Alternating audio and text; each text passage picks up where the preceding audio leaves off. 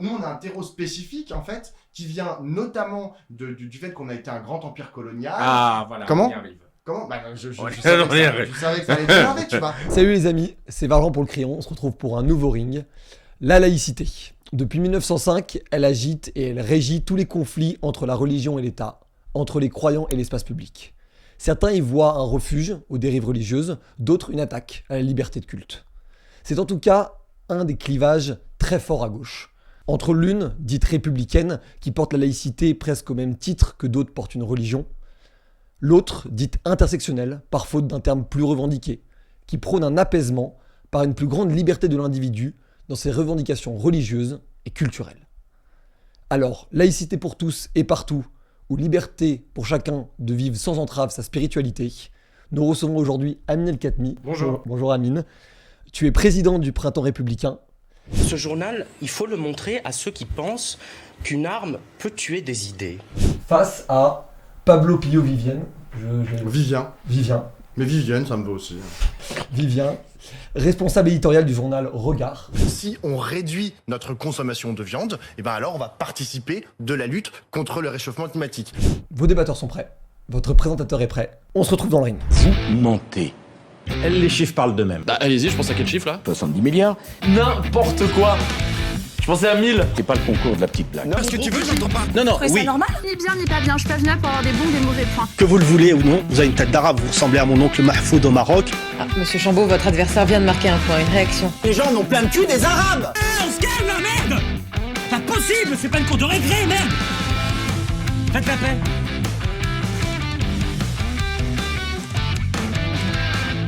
Donc aujourd'hui, on débat de laïcité. Et donc du coup, on va se poser en première partie, qui va être du coup un débat sur les constats. Et on fera en deuxième partie un débat sur les solutions potentiellement qu'on pourrait y apporter. C'est aujourd'hui, la laïcité est souvent interprétée différemment. Il y a une loi qui s'applique, mais qui même elle-même s'applique différemment parfois aussi en fonction des situations. J'aimerais déjà en fait essayer de comprendre quelle est votre interprétation de cette laïcité. Amine, si tu veux bien commencer. Bah déjà, c'est un problème qu'on puisse débattre des interprétations de la laïcité. Normalement, si tout se passait bien, il devrait y avoir une interprétation commune et acceptée par tout le monde. La laïcité, ce sont d'abord des textes, évidemment, et je distingue 3 textes importants, 1905. 2004, c'est l'interdiction des signes religieux à l'école, et 2010, c'est l'interdiction de la dissémination du visage dans l'espace public. Donc ça, c'est les fondements juridiques, les textes. Et puis ensuite, ce sont des principes, évidemment la liberté de conscience, dont découle la garantie de pouvoir manifester ses croyances religieuses, notamment dans le respect de la loi. C'est la possibilité de croire, de ne pas croire, de ne plus croire. Et on l'oublie souvent, mais la laïcité, c'est ce qui garantit à des gens de pouvoir quitter une religion, ce qui est puni de mort dans certains pays qui ne sont pas laïques. C'est le crime d'apostasie.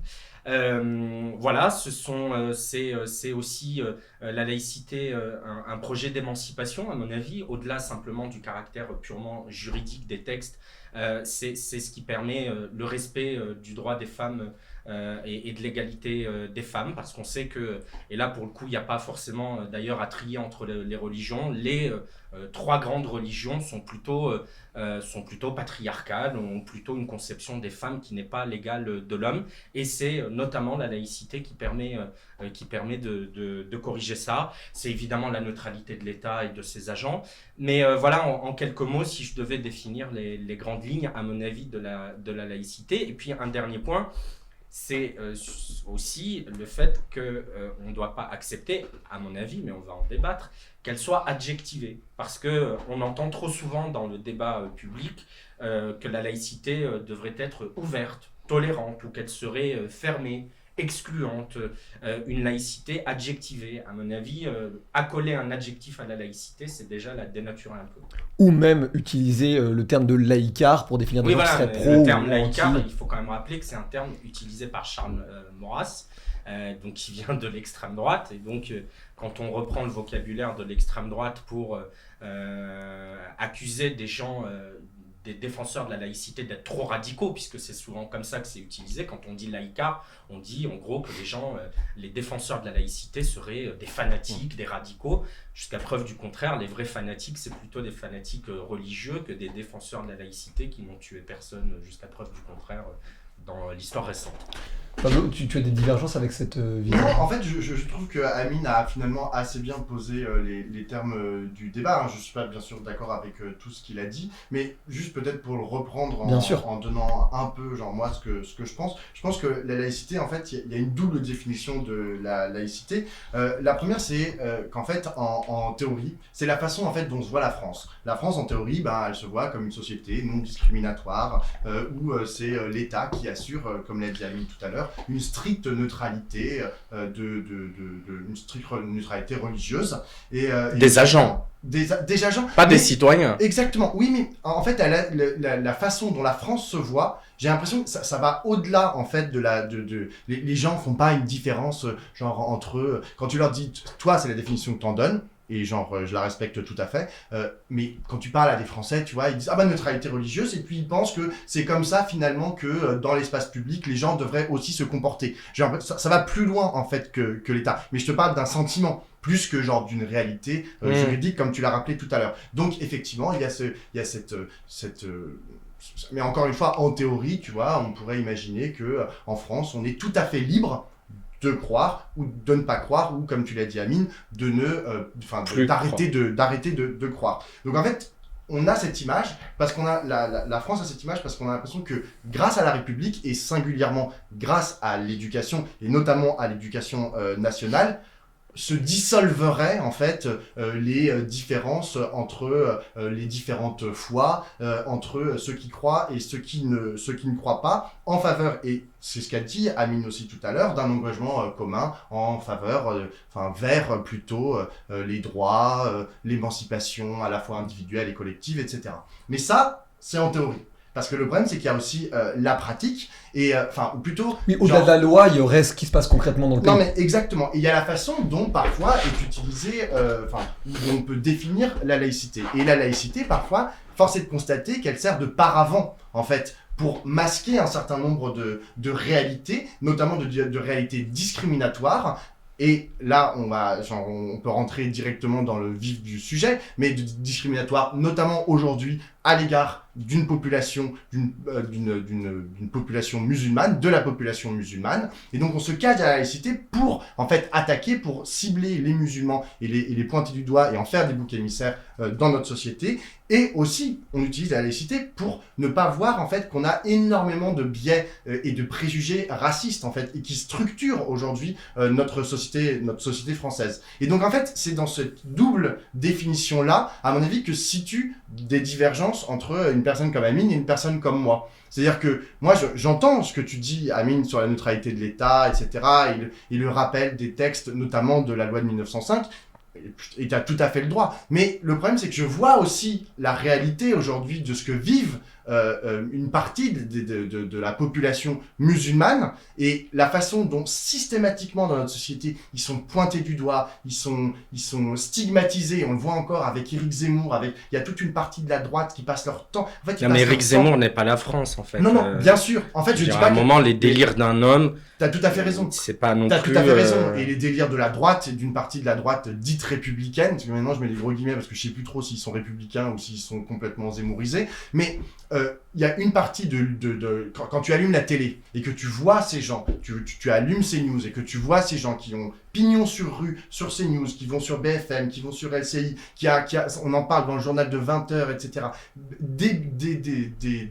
Comment on dit, j'allais dire déféquer leur haine islamophobe, mais plutôt genre déblatérer en permanence et sortir des propos, mais avec une profonde haine envers les musulmans. Au bout d'un moment, on est en train de se dire aussi, il faut les protéger, en fait. On a un devoir aujourd'hui, la République a un devoir et la gauche singulièrement a un devoir, on doit protéger ces gens-là. On doit faire corps avec eux, on doit dire vos discriminations, eh bien on va travailler à ce qu'elles soient à ce qu'elles disparaissent. On va être un rempart, la gauche doit être un rempart parce que les musulmans doivent aussi faire partie de la gauche. Il y a une part de la population musulmane qui est de gauche. Et donc, avec tous ces gens-là, on doit faire un rempart et dire non, l'extrême droite, là, qui fait qu'augmenter dans les sondages et qui a de plus en plus d'importance dans nos médias, on doit absolument faire front. Et à cet endroit-là, c'est là, je pense qu'il va y avoir une différence avec Amine.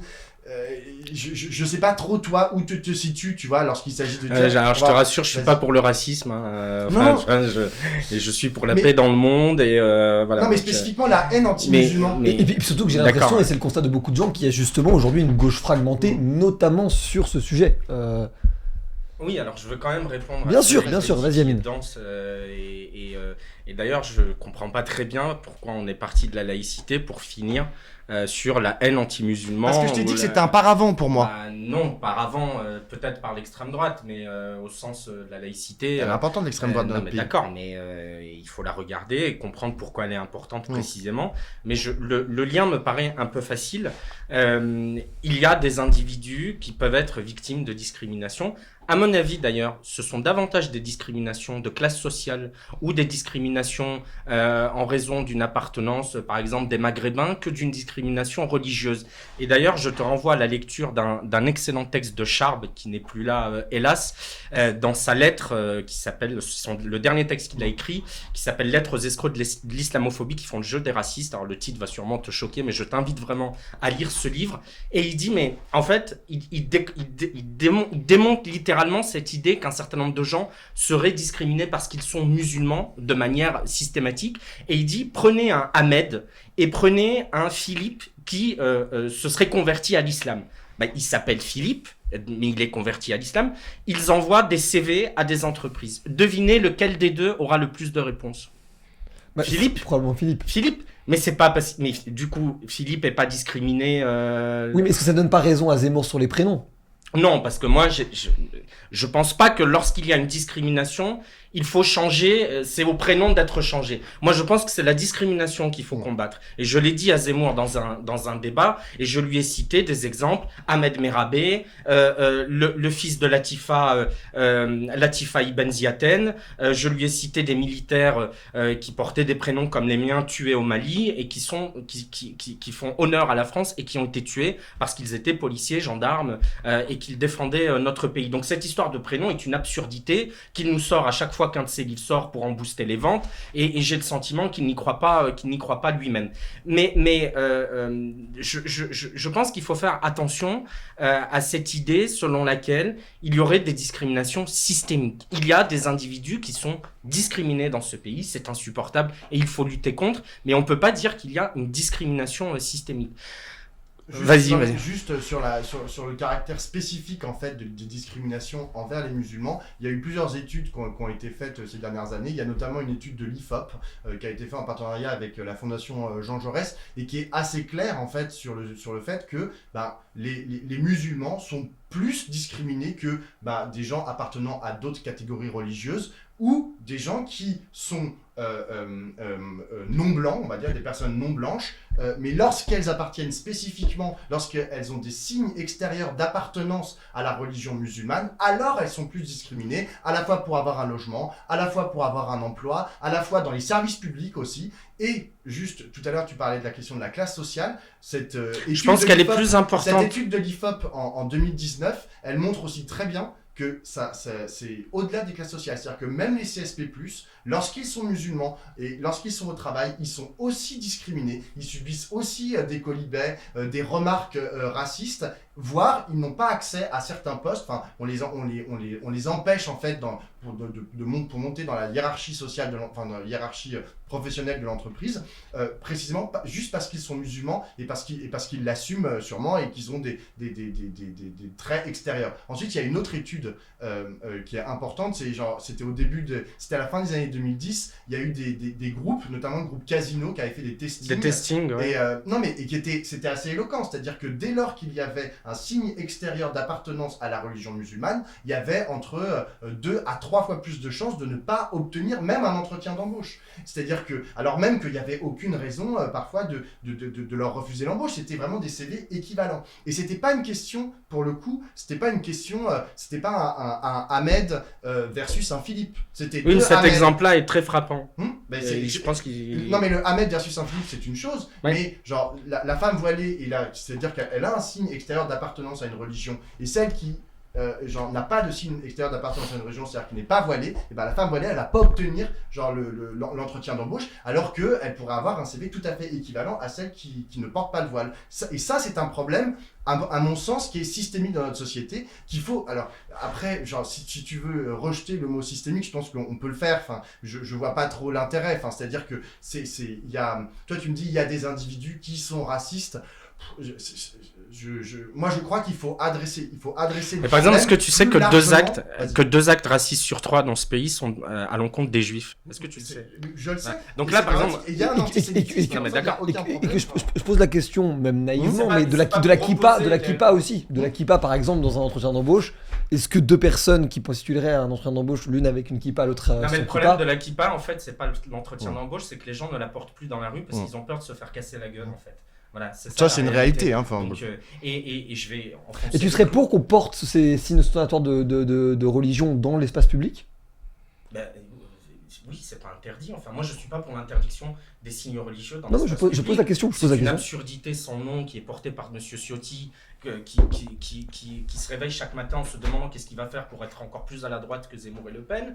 On va pas dire aux gens faire la chasse aux croix, aux kippas et aux voiles. Enfin, ma mère est voilée, donc vous voyez, je peux en parler très librement, je connais bien le sujet. Je vois pas au nom de quoi ma mère, qui n'enquiquine personne, qui simplement, arrivé à un certain âge, considère que dans un cheminement dans sa foi, elle doit porter le voile comme l'ont porté ses tantes, sa mère, ma grand-mère, ses sœurs à un certain âge. Et dans 5-6 ans, elle dira, faut que j'aille à la Mecque, parce qu'arrivé à 65 ou 70 ans, on va faire le pèlerinage à la Mecque, parce que c'est comme ça depuis toujours. Bon, pourquoi on irait dire à des gens qui ne font pas de mal à la République, enlevez vos voiles ou enlevez vos kippas, soyons certains que tout le monde peut apporter sa kippa sans problème, soyons certains que lorsqu'il y a des femmes qui portent le voile, elles ne soient pas emmerdées, parce que ça arrive, et j'en ai bien conscience, et il y a eu, il y a quelques mois, cette affaire il y a quelques années maintenant, 2 ans je crois, cette affaire dans un restaurant où 2 clientes voilées n'avaient pas pu être servies parce que le gérant avait refusé de les servir.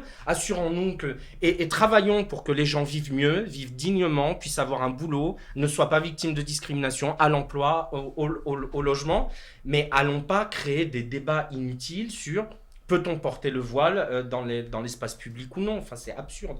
Bien sûr, mais c'est aujourd'hui des questions qu'une grosse Ciotti partie de la droite dure et de l'extrême droite revendique. Donc ça m'intéressait de savoir si vous étiez C'est pas la laïcité, ça. Hein. La laïcité, c'est pas la négation des religions. Mais moi, c'est précisément la raison pour laquelle je disais qu'il fallait qu'on crée un rempart, en fait. Parce que précisément, il y a ces offensives de la part de la droite et de l'extrême droite à l'encontre spécifiquement des musulmans, et je reviens là-dessus. Et il faut absolument que la gauche se saisisse de ce sujet. D'ailleurs, j'aimerais bien qu'aussi le gouvernement s'en saisisse pour qu'on fasse front ensemble et qu'on fasse une proposition. Parce que tout à l'heure, tu me disais il faut s'assurer que ces femmes, par exemple, les 2 femmes dont tu parlais qui étaient voilées et qui n'ont pas pu se faire servir dans le restaurant, il faut s'assurer qu'elles puissent être servies. Et le problème, c'est comment tu luttes contre ça. Est-ce que juste tu punis en fait le restaurateur en lui disant maintenant la prochaine fois tu leur donneras à manger, etc., ou je sais pas quoi, ou est-ce que en fait tu prends le taureau par les cornes, ou plutôt tu prends le problème plus en amont et tu réfléchis à pourquoi est-ce que notre société aujourd'hui produit trop de personnes qui ont ce genre d'attitude. Là, comme ça, je vais aborder un autre thème, à mon avis, avec lequel on va pas être d'accord. C'est que moi, je pense que tout ça, en fait, à la fois cette islamophobie, mais l'antisémitisme aussi, c'est le fruit, en fait, d'un héritage. Il y a un terreau, en fait, spécifique en France, mais pour le coup, qui se retrouve avec des couleurs différentes dans les autres pays, à mon avis, occidentaux, exactement, ou les États-Unis. Nous, on a un terreau spécifique, en fait, qui vient notamment du fait qu'on a été un grand empire colonial. Ah, voilà, on y arrive. Comment ? Je savais que ça allait venir avec, tu vois. Mais le fait tout le monde s'y attendait. Non, mais le fait qu'on a un grand empire, on a été un grand empire coloniale, qu'on a dominé, que la France a dominé pendant énormément de temps des colonies, et que effectivement aujourd'hui une partie de ces colonies, pas toutes, elles ont obtenu leurs indépendances. Pas toutes, hein. Enfin, je veux dire, on a encore des pays sous domination, coloniale, hein. Enfin, il n'y a pas d'autres mots, hein. La Martinique, la Guadeloupe, etc., ou la Nouvelle-Calédonie sont encore sous domination coloniale française. Je pense que depuis les indépendances, la France n'a pas réussi en fait à totalement décolonialiser plutôt la façon dont on pensait les populations qui ne sont pas les populations blanches qui étaient largement dominantes en France métropolitaine au 19e siècle. Et tant qu'on n'aura pas fait ce travail, tant qu'on n'aura pas réussi en fait à dire la France n'est pas une nation blanche, chrétienne, dominante, etc., tant qu'on n'aura pas réussi à déconstruire en fait ce mythe, en plus c'est un mythe total, tant qu'on n'aura pas réussi à déconstruire ce mythe, on n'arrivera pas en fait à réconcilier et à rejeter au-delà des frontières de la République, la question du racisme. Réconcilier qui? Mais réconcilier nous-mêmes. Des gamins qui sont nés en France, ils en ont rien à foutre de la colonisation. Moi, je suis né en 87, j'en ai rien à foutre de la colonisation. Je suis franco-marocain, je n'en ai rien à foutre de la colonisation. Grand bien t'en face. Moi, ce que je veux, c'est vivre dans ce pays, que mes enfants puissent vivre dans ce pays, qu'ils puissent avoir accès à des études, qu'ils puissent bosser, qu'ils puissent avoir une vie digne, qu'ils puissent se sentir pleinement français, en même temps qu'ils puissent vivre avec une multi-identité, une identité qui est celle de leur pays, et en même temps l'identité de nos pays d'origine, la langue arabe, la musique arabe, la bouffe arabe, les habits arabes et tout ce que nous ont appris nos parents, et avancer comme ça. Mais à quoi ça sert d'aller assommer comme ça de discours victimaires des gamins qui sont nés dans les années 80 ou 90, en leur parlant de choses qui sont réglées depuis 60 ans, et en leur disant, mais en fait, tu sais quoi, tu es une pauvre petite victime de la France coloniale. Moi, la France coloniale, j'ai appris ça dans les livres. Ma grand-mère m'en a parlé parce qu'à Casablanca, mon grand-père était engagé dans les forces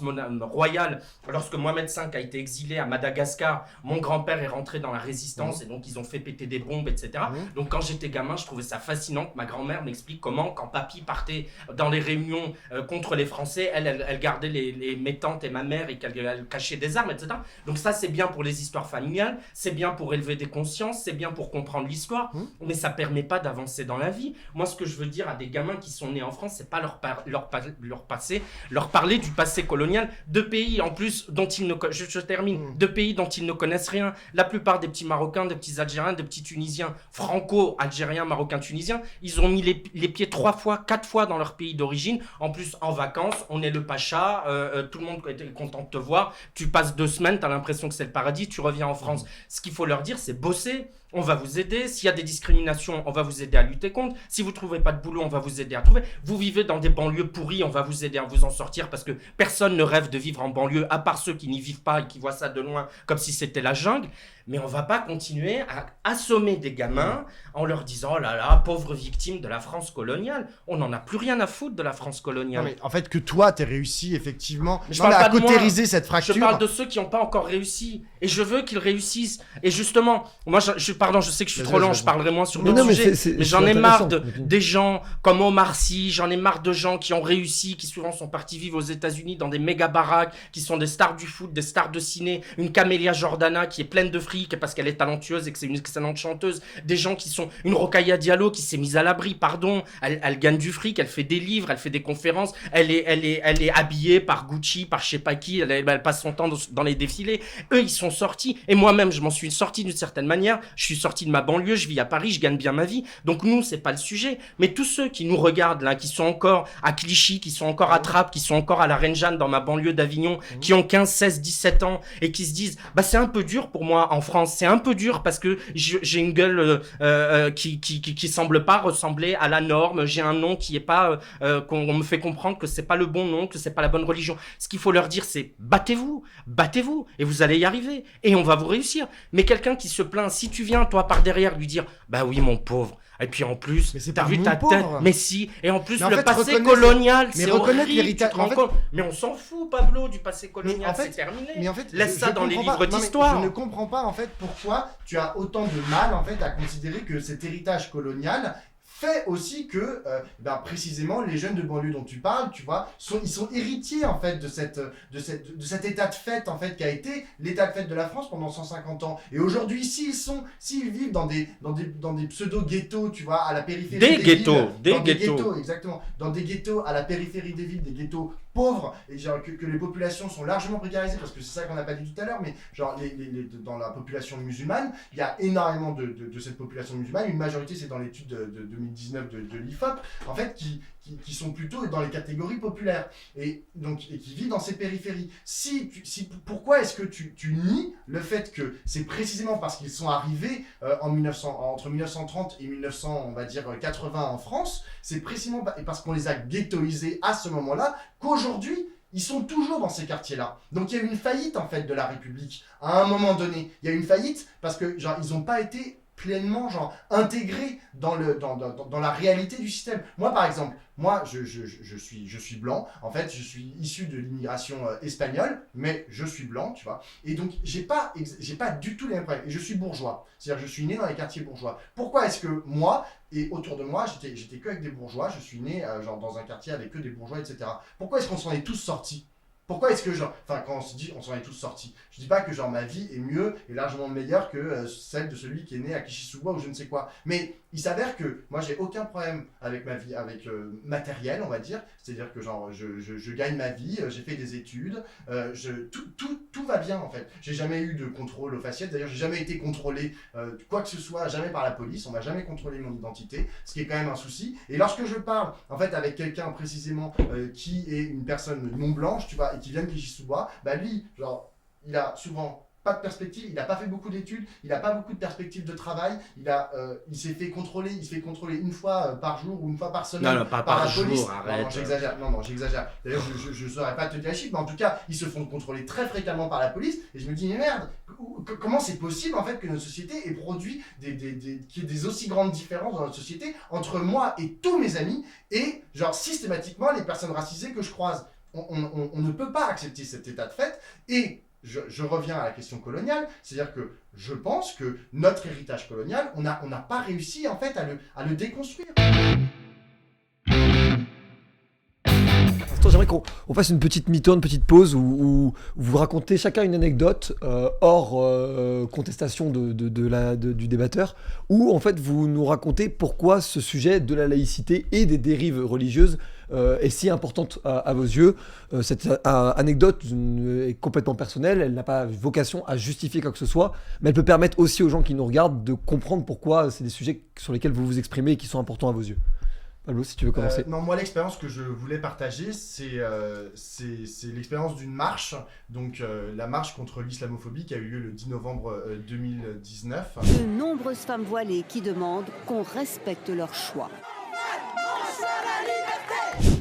C'est une marche à laquelle j'ai participé mais pas très longtemps, donc j'y suis resté qu'une dizaine de minutes parce qu'après je devais aller sur un plateau télé, LCI pour ne pas le nommer, pour précisément parler de cette marche et face à des contradicteurs en gros expliquer pourquoi il était important que se tienne cette marche. Donc j'ai expliqué les raisons en fait qui avaient poussé à la fois des partis politiques, des syndicats, des associations à organiser cette marche, et donc c'était parce que pas quelques jours auparavant ou quelques jours auparavant, il y avait eu un attentat dans une mosquée devant une mosquée à Bayonne. Il est 15h20. Un homme s'arrête en voiture devant cette mosquée de Bayonne. Il descend de son véhicule, asperge d'essence la porte d'entrée de l'établissement. Avant d'y mettre le feu... Que donc, en signe de solidarité, ces partis, ces associations et ces syndicats avaient organisé cette marche. C'était sur le plateau, c'était plutôt animé parce qu'on m'avait mis en face bien sûr de contradicteurs de droite et d'extrême droite qui me traitaient un peu de tous les noms. Enfin bon, je suis sorti de là et j'ai allumé mon téléphone, et là pendant 3 jours, ça a été un déferlement en fait de haine, mais avec d'une violence que j'avais rarement, jusqu'à présent dont j'avais rarement été la victime. Donc ça allait de toutes les façons, vous êtes un suppôt de Daesh, sous prétexte que j'avais défilé en fait avec en voulant en fait dire que les musulmans faisaient pleinement partie de la République française, parce que moi c'était la raison pour laquelle j'y allais, sous prétexte que j'avais défilé pour cette raison. eh bien, on me disait que j'étais un suppôt de Daesh, que j'étais un suceur de barbu, que de toutes les façons, la France allait se transformer en califat, je sais pas quoi, et que les homosexuels, puisque j'avais été identifié comme homosexuel, on allait les balancer du haut des toits, et que c'est comme ça que j'allais finir, etc. Et ça a duré pendant 3 jours. Et là, avec vraiment des milliers de messages. Et je me suis dit, merde, en fait, il y a un souci, en fait. On a un souci en France, alors peut-être qu'il y a une déformation en fait. Bien sûr, des réseaux sociaux, qui est toujours évident. Mais comme sur le plateau aussi, il y avait une hostilité de la part à la fois des débatteurs et des présentateurs à mon égard, parce que j'avais participé à cette marche, je me suis dit, en fait, il y a un souci. On a un souci, et c'est à partir de ce moment-là que j'ai commencé à vraiment, en fait, me dire que on ne pouvait pas, il fallait qu'on fasse la monstration absolue et puissante de notre solidarité envers les musulmans français, parce que ils sont aujourd'hui désignés systématiquement comme des boucs émissaires. Et tout ça pour dire que aujourd'hui, en fait, mon sentiment n'a fait que se renforcer, en fait, mois après mois, année après année. Donc maintenant, on est carrément dans des listes. Donc il y a eu ce truc du gouvernement qui nous a appelés les islamo-gauchistes. Donc l'islamo-gauchisme, ça a été assez bien étayé, expliqué par le gouvernement ce que c'était que les islamo-gauchistes. Les ministres Vidal pour le Covid, notamment. Exactement, et Jean-Michel Blanquer. Donc ils ont commencé à expliquer ça. Donc, maintenant, du coup, il y a des... À cause, en fait, précisément parce que le gouvernement s'est saisi de ces choses-là, l'extrême droite a commencé à dresser des listes, en fait, où moi je suis dans certaines de ces listes d'islamo-gauchistes, ce qui est quand même assez flippant, en fait, de se retrouver dans des listes sur des comptes Telegram faites par l'extrême droite. Enfin, ça rappelle... Je suis dans des listes d'islamophobes, donc... Ouais, voilà. Non, mais c'est flippant, en fait, de se retrouver dans des listes. Non, mais donc... Et moi, c'est ça qui m'a fait prendre conscience, donc je clôt mon histoire comme ça. Bien sûr. C'est ça qui m'a fait prendre conscience que on avait un souci particulier, la France a un souci particulier à l'égard des musulmans, et notoirement des musulmans français, et que ce problème, eh ben, j'ai décidé d'en faire aussi un de mes chevals de bataille, à côté ou en parallèle ou de façon corrélée avec, bien sûr, la question sociale et toutes les autres questions qui touchent aujourd'hui notre République et qui devraient être les combats de la gauche. Donc les musulmans sont les nouveaux damnés de la terre qui ont remplacé c'est son anecdote le combat social. Mais je vais rebondir et on comprend du coup aussi ton engagement, Pablo. Merci beaucoup d'avoir partagé ça. C'est bizarre parce qu'on ne s'est pas concerté, on ne s'est pas parlé avant l'émission, mais j'allais parler de cette manifestation. Du 10 novembre 2019. Du 10 novembre 2019. Ce qui est formidable, c'est que Pablo a l'art de bien raconter les choses, mais en oubliant certains détails. Et pas des moindres, en l'occurrence, puisque ce qu'il a oublié de préciser, c'est que l'appel qui a été lancé par Majid Messaouden, qui était un ancien conseiller municipal LFI, proche LFI de Saint-Denis, avait été co-signé par des islamistes, par des fichés, par des imams radicaux. L'imam, celui qui expliquait à des enfants, on se souvient, je pense que tout le monde a vu ces images, que la musique transforme en porc ou en singe. Qu'a dit le prophète sur ces gens-là et ces catégories de gens-là? Eh bien, il a dit, ils seront engloutis par la terre. Un autre imam qui explique qu'une femme non voilée est une femme impudique qui a la valeur d'une pièce de 2 €. Un autre imam qui explique qu'une femme ne peut pas se refuser à son mari, ce qui en langage de chez nous s'appelle le viol conjugal en fait, donc qui défendait les viols conjugaux. Donc il y avait déjà un appel qui s'en prenait aux lois de 2004 et de 2010. Moi j'ai pas souvenir que la gauche soit contre les lois de 2004. On parle d'interdire les signes religieux à des enfants. On ne parle pas des étudiants, puisque dans l'enseignement supérieur, c'est tout à fait autorisé. On parle d'interdire à des enfants, à des collégiens et à des lycéens, et que je considère être encore des enfants ou des adolescents, mais de protéger des enfants dans leur enfance et dans le début de leur adolescence de l'emprise d'un certain nombre de mouvements religieux. Et donc ils ont contesté ça. On a une manifestation où des enfants portaient des étoiles jaunes pour essayer de faire un parallèle absolument horrible entre un crime contre l'humanité qui a fait 6 millions de morts, qui s'appelle la Shoah, et le sort des musulmans aujourd'hui, comme si des rafles des juifs qui avaient été exclus par des lois votées, décidées par le gouvernement, en excluant les juifs de profession, de lieux, d'accès à des commerces, avant de les rafler et avant de les envoyer dans des camps de concentration et d'extermination, comme si ça pouvait être comparé à ce qui se passe aujourd'hui. Oui, une attaque insupportable contre l'entrée d'une mosquée à Bayonne. Oui, ici une femme voilée qui se fait violenter. Oui, ici une autre mosquée qui est taguée. Tout ça est absolument insupportable. Et quand les auteurs... Mais ça ne s'appelle pas la Shoah, ce n'est pas un crime contre l'humanité. Une manifestation où on est passé devant le Bataclan et à proximité de la rue Nicolas Appert et où on a crié Allahu Akbar sur le toit d'une camionnette, c'est-à-dire les mots qu'ont entendus les gens qui étaient dans le Bataclan avant que les terroristes ne leur tirent dessus. Il se trouve que moi aussi j'étais à la télévision, alors ce soir-là avec Daniel Obono qui m'a pas laissé parler et je trouve que notre débat pour le coup là a beaucoup plus de tenue, mais j'étais 2-3 jours plus tard avec Majid Messaouden dans Balance ton poste chez Cyril Hanouna.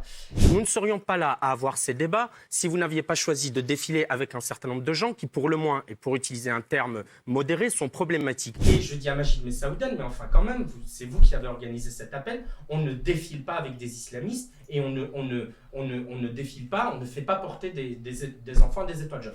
Et il me dit... Mais quand la cause est importante, on n'est pas regardant sur, et d'ailleurs c'est ce qu'ont dit les Insoumis, ils ont dit la même chose, on n'est pas regardant sur ce qui défile. Et je lui dis, c'est très bien, mais c'est bizarre, je n'ai pas souvenir de vous avoir vu à la manif en hommage à Mireille Knoll, qui avait été assassinée parce que juive. Et il me dit, oui, là on n'est pas venu parce qu'il y avait des gens de droite et du Rassemblement national. J'ai dit donc en fait, quand il y a des islamistes, ça ne vous dérange pas, là on n'est pas regardant sur qui est avec nous à la manif, et puis pour aller manifester pour une pauvre juive qui a été assassinée parce que juive, là on va chipoter pour voir qu'il y a le secrétaire départemental du RN dans les Hauts-de-Seine ou la députée suppléante de l'UMP en Haute-Savoie. Donc il y a une espèce de deux poids. Il y avait les Insoumis, chez Mireille Knoll. Oui, mais à la manif. Il y avait quelques Insoumis, effectivement. Et ils ne sont pas venus à Sarah Halimi, bizarrement je ne les ai pas vus, j'y étais, au Trocadéro, et ils ne sont pas venus encore à Sarah Halimi à République, et ils ne viennent pas, et M. Mélenchon s'est illustré par des propos sur le lobby juif qui était absolument insupportable. Donc à mon avis, sur ce sujet-là, il n'a plus de leçons à donner à personne. Mais je trouve que, et puis par ailleurs, manifester au nom de l'islamophobie, moi je suis contre la haine contre les musulmans et je suis contre les actes à l'encontre des personnes, mais l'islamophobie c'est l'interdiction de critiquer une religion, c'est-à-dire c'est ce qui a fait qu'on s'en est pris à Charlie Hebdo, qu'on s'en est pris à Samuel Paty, et je me souviens d'un Jean-Luc Mélenchon qui était un ami de Charlie Hebdo, qui était un ami de Charles et qui aujourd'hui dit que Charlie Hebdo ne vaut pas mieux que Valeurs Actuelles qui est un magazine d'extrême droite. Quand on a cette pente-là, quand on a ce cheminement politique, je pense que c'est vraiment un gâchis pour la gauche. On passe justement à la deuxième mi-temps. Là où justement je voulais rebondir quasiment tout de suite sur ce que tu dis, Amine, c'est justement que ce soit les affaires Charlie Hebdo ou les affaires Mila, qui sont en fait d'une forme d'islamophobie dans le sens d'une peur ou d'une haine de la religion, mais pas forcément de ses croyants. Comment on est censé protéger aussi les gens de la liberté de critiquer les religions, de critiquer la chrétienté, de critiquer le judaïsme, de critiquer l'islam, sans justement en fait faire ce parallèle ou ces dérives envers le fait de dénigrer les croyants. Comment réussir à protéger ceux qui voudraient s'opposer au culte ? C'est très simple. On a le droit de s'en prendre à une idée. On n'a pas le droit de s'en prendre à des gens. Oui, mais de fait, Charlie Hebdo et Mila se sont trouvés, pour s'en être pris à une idée, dans des situations compliquées. Bah oui, parce que les gens ne comprennent pas la différence entre Mila et elle n'a pas eu des propos de salon de littérature ou de pianiste distingué, on est d'accord. Et je le lui ai dit, puisque je l'ai vu, je lui ai dit, voilà, moi j'ai pas aimé ce que tu as dit. Quand elle dit je mets un doigt dans le cul du prophète, etc. Le Coran est une religion de haine, il n'y a que de la haine là-dedans, l'islam c'est de la merde, c'est ce que j'en pense moi, je dis ce que je pense, putain. On a le droit de pas aimer, on a le droit d'être choqué, on a le droit de trouver ça vulgaire, on a même le droit d'être offensé. Et je renvoie au livre de Caroline Forest, Génération offensée, qui parle bien de ces questions. Qu'on avait reçu d'ailleurs sur ce sujet. On a le droit de dire qu'on n'aime pas. Mais elle n'a rien fait d'illégal en fait. Et Charlie Hebdo n'a rien fait d'illégal. Et pareil, Charlie, on ne demande à personne d'être fan de Charlie. Dire je suis Charlie, ça ne veut pas dire être un lecteur inconditionnel de Charlie Hebdo. On demande à personne d'aller le mercredi matin se prosterner devant le kiosque en attendant qu'il ouvre pour avoir son petit exemplaire et rentrer chez soi le lire. On a le droit de pas aimer. On a même le droit de pas aimer Charlie Hebdo. On a le droit, moi je m'arrive de le lire, pas toutes les semaines, quand j'ai du temps, quand je l'achète. Et je trouve, en lisant certains éditos, je dis oh là ils exagèrent. Ou certains dessins, je dis là le dessin est à côté de la plaque, c'est pas bon. Et on a le droit d'être choqué. Mais on n'a pas le droit de tuer des gens. On n'a pas le droit de menacer des gens. Mila, qui n'est pas journaliste, qui n'est pas avocate, qui n'est pas dessinateur, qui est une gamine de 19 ans, elle est sous protection policière. Je veux qu'on comprenne bien ce que ça veut dire être sous protection policière. Ça veut dire que quand Mila sort rejoindre des copains ou des copines pour boire un verre, elle a des policiers qui l'accompagnent dans une voiture blindée et des policiers qui restent à sa table à côté d'elle, qui attendent, qui sont armés parce qu'elle est menacée de mort. Et donc ce qu'il faut dire, c'est que on n'a pas le droit de s'en prendre à des individus. Et d'ailleurs, reprenez les dessins de Charlie. Ils disent jamais les musulmans ceci ou les musulmans cela. D'abord, souvent, ils se moquent des islamistes. Et ça, on a le droit de se moquer des islamistes. Et puis souvent, ils se moquent des religions. Mais ils ne se moquent pas des gens. Donc c'est là la différence. Et que des gens ne comprennent pas. Mais après, on peut faire semblant qu'on a un problème avec toutes les religions. On n'a pas un problème avec toutes les religions. On a un problème spécifique avec l'islam. Parce qu'il y a une majorité de jeunes musulmans en France, puisque Pablo est friand d'études, et notamment d'études de l'IFOP. Il y a une étude de l'IFOP qui a été publiée il y a 2 ans avant le Covid, et qui montre qu'il y a une majorité de jeunes musulmans en France qui font passer leurs convictions religieuses au-dessus de la loi de la République. Oui, la loi religieuse. La loi religieuse sur la loi de la République, et qui considèrent, dans une proportion importante, que la charia est plus importante que les lois de la République. Bon, bah ça, à un moment donné, ça doit nous interroger. Et donc, on doit faire de la pédagogie. On ne va pas les envoyer en prison, mais il faut faire de la pédagogie. C'est ce qu'a fait Samuel Paty. Et Samuel Paty, il a été exécuté parce qu'il a montré des caricatures, précisément, de Charlie Hebdo. Voilà. Et donc, c'est cette pédagogie-là qu'il faut faire, à mon avis, plutôt que de dire, comme Mélenchon, que Charlie Hebdo pose une cible sur le dos des musulmans. Et juste avant de te laisser répondre surtout, j'aimerais aussi rajouter l'exemple, parce que ça avait été un exemple et j'aimerais que ça soit des exemples qui ne ciblent pas que aussi l'islam, parce que c'est important de le prendre, mais il y avait aussi l'exemple de l'humoriste de France Inter dont le nom m'échappe là tout de suite. Jésus est pédé. Jésus, Jésus, Jésus est pédé, je vois pas pourquoi ça dérangerait. Exactement. Formé. Voilà. Et qui d'ailleurs ne lui avait pas apporté de protection policière forcément, mais lui avait apporté quand même un bon flot de menaces de mort sur les réseaux sociaux. C'est important, je pense aussi, de le préciser. Ouais, mais moi je suis assez d'accord en fait avec ce que vient de dire Amine à l'instant, à la fois sur Mila et sur Charlie Hebdo. Tu as tout à fait raison de dire de rappeler en fait que les propos qu'ils tiennent, ils peuvent être considérés comme étant offensants par certaines personnes, et c'est le droit d'ailleurs de chacune et chacun d'être offensé par certaines paroles que pourrait tenir Mila ou qu'aurait pu tenir Mila ou ou des dessins dans Charlie Hebdo ou des éditos ou je ne sais pas quoi. En revanche, je veux dire, personne à mon avis qui soit politique ou commentateur ou je ne sais quoi ou essayiste n'est du côté de ceux qui à la fois menacent Mila ou du côté de ceux qui ont fait cette boucherie à Charlie Hebdo. Enfin, je veux dire, il y a des féministes qui ont chargé Mila, qui ont expliqué que comme elle s'en est pris à des racisés, elle aurait pas dû. Je crois que c'est Lorraine Bastide qui avait fait.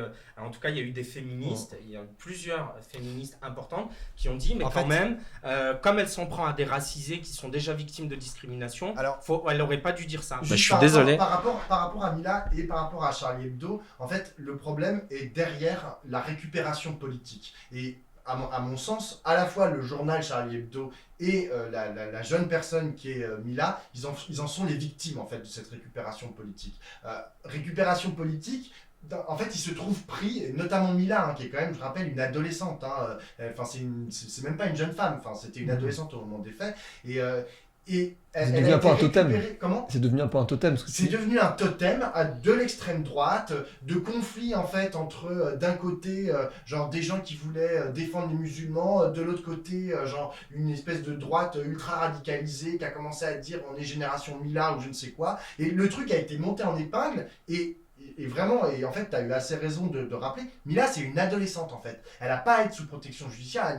On ne peut pas imaginer, en fait, qu'une jeune femme, en fait, soit grandisse dans un environnement qui est aussi hostile. C'est pas possible. Donc là, en fait, tout le monde aurait dû prendre ses responsabilités.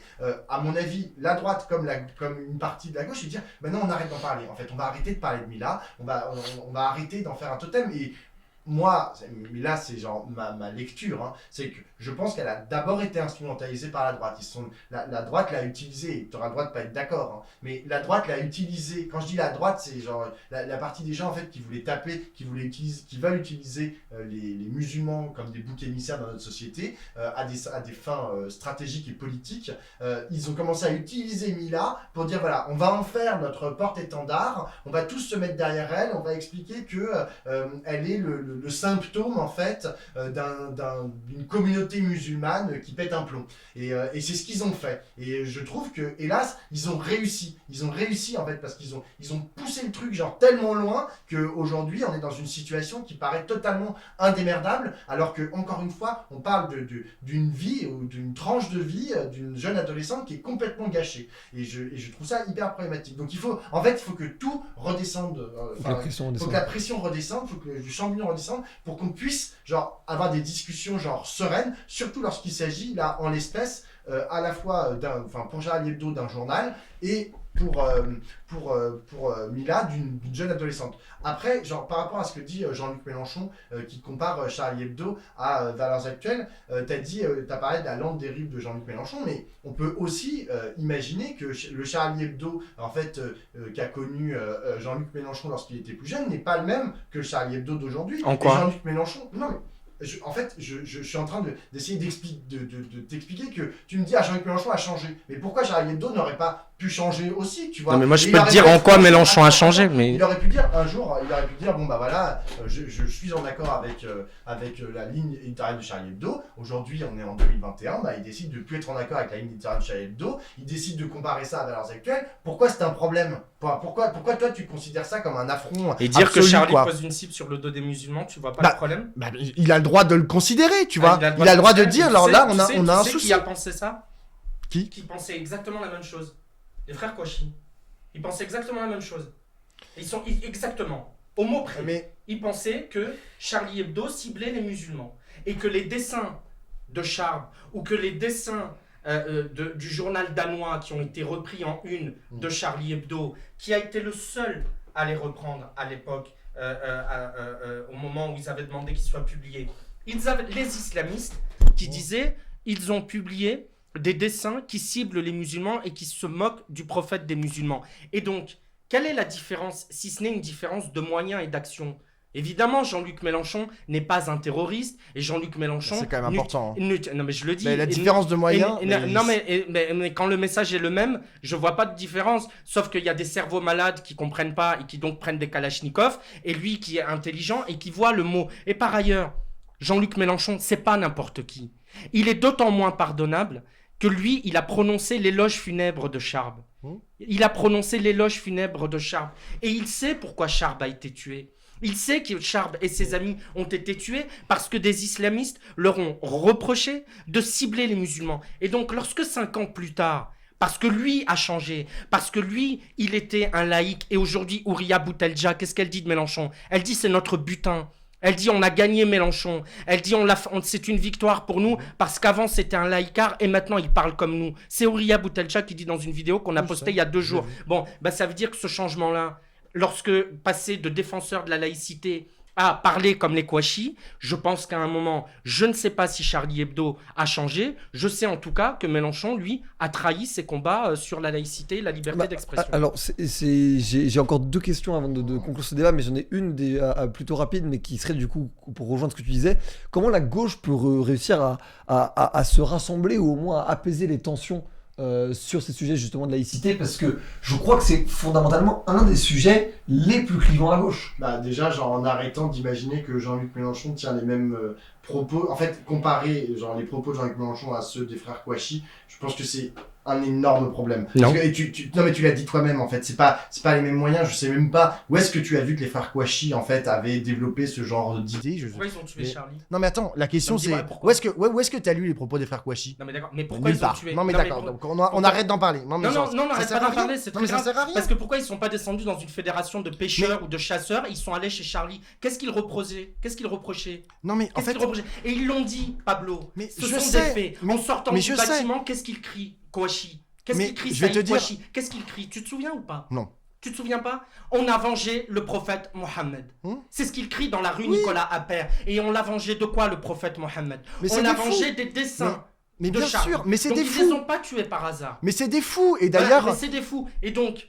Non mais et d'ailleurs il y avait du monde à la C'est manifestation. pas des fous, c'est des terroristes islamistes. Il y avait du monde à cette manifestation et personne ne nie le fait qu'il fallait aller à cette manifestation, bien sûr. Et donc comment tu peux dire que ce journal-là, il vise les musulmans? Mais c'est pas. Ils ont été tués à cause de ça.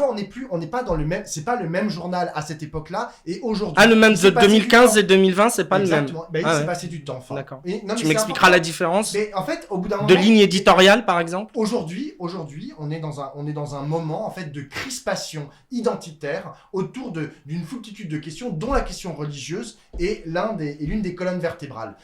Mettre sans arrêt en fait de l'huile sur le feu et continuer en fait à se moquer. Non mais c'est c'est quoi de l'huile sur le feu? C'est des dessins? En fait, moi il s'agit pas de dire de demander à Charlie Hebdo d'arrêter sa parution. Certainement pas. Mais ça met de l'huile sur le feu. Attends, mais il s'agit genre en fait, ce que je disais tout à l'heure, en fait, il faut faire retomber le soufflet. Et notamment, puisque toi, tu te dis de gauche, tu te dis encore de gauche, genre, en fait, essayer d'imaginer, en fait, une façon de faire qui ne...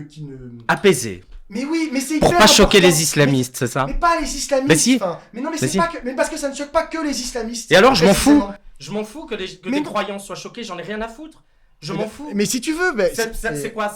C'est du manque de respect, c'est ça? Mais non, mais c'est exactement ce que disait. Je m'en fous. En fait, moi, je veux pas que les gens qu'on s'en prenne aux gens, qu'on les agresse, qu'on s'en prenne en raison de leurs convictions. Mais j'en ai rien à foutre que des gens soient choqués par un dessin. Je revendique, comme le dit mon ami Richard Malka, le droit d'emmerder Dieu. Et même en étant moi-même croyant, je veux qu'on respecte dans ce pays le droit d'emmerder Dieu, d'emmerder les bigots et d'emmerder tous les idiots qui ne comprennent pas qu'un dessin n'a jamais fait de mal à personne et qu'un crayon n'a jamais tué personne, contrairement à une Kalachnikov avec laquelle on arme des cerveaux malades auxquels certains ont dit on a visé les musulmans. C'est ça que je veux te faire comprendre. En fait, attends. Le respect, c'est pas mon sujet. En fait, mais et le crayon ne fait mal à personne non plus. Et le crayon ne tue personne jusqu'à preuve du contraire. Mais bien sûr, non mais si tu le mets dans l'œil, ça fait mal. En fait, dans ce cas-là, moi j'ai relu cet été les débats de la loi 1905, sur la loi 1905, de construction de la loi de 1905. C'est hyper intéressant parce que précisément, il y avait des gens en fait, exactement comme toi, Amine, qui vraiment étaient des bouffeurs de curés, avec une seule envie, c'était foutre à feu et à sang toutes les églises de France, qui à l'époque étaient la religion dominante en France, et c'était elles qui étaient spécialement visées par la loi. Qui avait des dérives religieuses aussi également. Exactement, oui, bien sûr. Enfin, il y avait des dérives. En tout cas, c'était vraiment la religion majoritaire et il s'agissait de mettre un peu d'ordre dans tout ça. Donc il y avait des gens en fait qui tenaient exactement les mêmes propos qu'Amine, et puis de l'autre côté il y avait, et je parle que dans le camp républicain de gauche, il y avait des gens qui étaient plutôt de dire oh ben non mais quand même l'église c'est important, on va garder l'église, je sais pas quoi. Et il y a des gens, et c'est peut-être ce dont on manque aujourd'hui à gauche, tu me dis comment trouver une solution. Il y avait des gens, notamment Aristide Briand, en fait, qui a écouté il a écouté les différents arguments et il a réussi à en faire une synthèse. Et il a réussi en fait à réconcilier à la fois les bouffeurs de curés ou les bouffeurs d'imams ou je sais pas quoi, il faudrait faire des parallèles avec aujourd'hui, tu vois. Non mais t'as dit bouffeurs de bigots tout à l'heure. Eh bien, à réconcilier en fait à la fois les bouffeurs de bigots et à la fois les tenants en fait de ceux qui imaginent que la religion pourrait être la colonne vertébrale. Mais qu'est-ce qu'on fait des gens qui sont choqués en fait? Comment? Qu'est-ce qu'on fait des gens qui sont choqués? Il faut réussir. En fait, il faut réussir. Quelle est cette synthèse du coup? Il faudrait aujourd'hui arriver vraiment. Mais aujourd'hui, moi, j'ai pas les outils pour le faire. Bien sûr. Si c'était de dire genre calmons-nous en fait. genre, mais tout Donc le on monde arrête va de faire ça. jeter de l'huile sur le Mais feu. non, mais Bah le- si, c'est ce que tu as dit, je reprends tes mots. Oui, là, oui, tu dis, mais ah mais non. en fait, Tu as dit, Mais- jeter de l'huile sur le feu. Si tu avais Rhys, par exemple, le patron de Charlie, tu lui dirais quoi? On a des passions identitaires, il faudrait faire attention à ce que vous publiez, par exemple. Enfin, C'est une bonne Bien sûr question. qu'il faut faire attention à ce qu'on publie. Mais- bien Non, mais- sûr, non, tout le mais monde je fait parle des attention à ce dessins. qu'on publie. Non, mais c'est- Moi-même, je fais attention à Non, ce mais que je d'accord. publie. Enfin, D'accord. Mais non, mais c'est une bonne question mais je sur ce que te tu pose dirais la au question. patron de Charlie, Est-ce justement que- dans cette Ouais. logique de synthèse. Mais C'est moi, une bonne en fait, question. bon, déjà, j'ai rien à dire au patron de Charlie. Enfin, il fait bien ce qu'il veut. Il a une Bien sûr. Non, mais- etc. Mais je suis en droit, en fait, de Mais juger. dans cette réconciliation de la gauche. Eh ben, non mais, Que ça jette de l'huile sur le feu. non mais, je dis juste, prenons nos responsabilités. Mais d'ailleurs, en toute matière, hein, enfin, à la fois à des organes de presse comme Charlie Hebdo, mais aussi à des partis politiques, etc. Au bout d'un moment, là, il y a un péril qui est très grand de fracture, en fait, à de multiples endroits de notre société.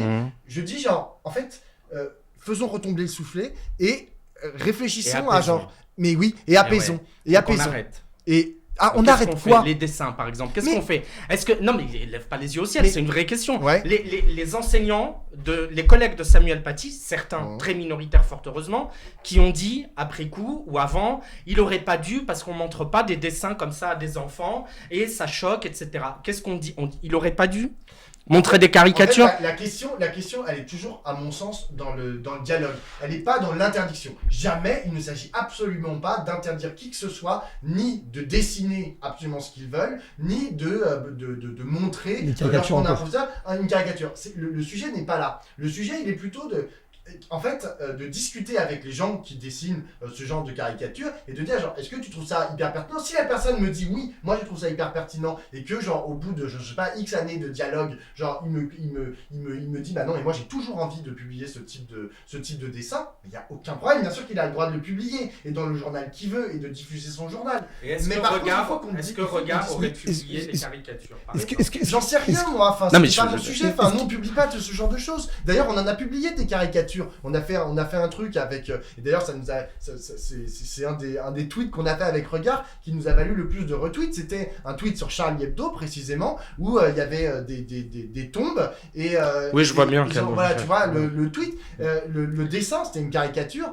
On affichera le dessin voilà, au montage. donc j'ai pas besoin de le décrire, mais ce dessin en fait a généré 1000 fois plus de réponses que genre beaucoup d'articles qu'on avait pu écrire sur le sujet. Et c'est d'ailleurs intéressant en fait de voir ce que c'est que la puissance d'un dessin par rapport à la puissance d'un discours écrit noir sur blanc et d'un article qui ferait 6000 signes. Ou aujourd'hui même d'un mème qu'on peut retrouver sur internet Mais qui aujourd'hui tu sais genre juste Pas à de titre, limite, à titre personnel, sauf la loi. À titre personnel, je me suis posé des questions après coup, on s'est posé des questions à Regard, on a réfléchi, on s'est dit genre en fait là on a eu parce qu'il y avait des problèmes dans notre dessin. Mais je vais pas revenir dessus, mais il y avait une croix celtique qui avait pas lieu d'être parce que genre la dessinatrice avait copié, Ouais, je m'en en fait souviens. elle avait reproduit en fait un cimetière, elle s'était pas rendu compte qu'elle avait mis une croix celtique et que une croix celtique bah ça a une signification, ça a une symbolique, elle s'était pas rendu compte qu'elle avait fait ça. Et donc en fait a posteriori je me dis bah merde, en fait en tant que responsable éditorial, parce que c'est mon titre à Regard, eh bien j'aurais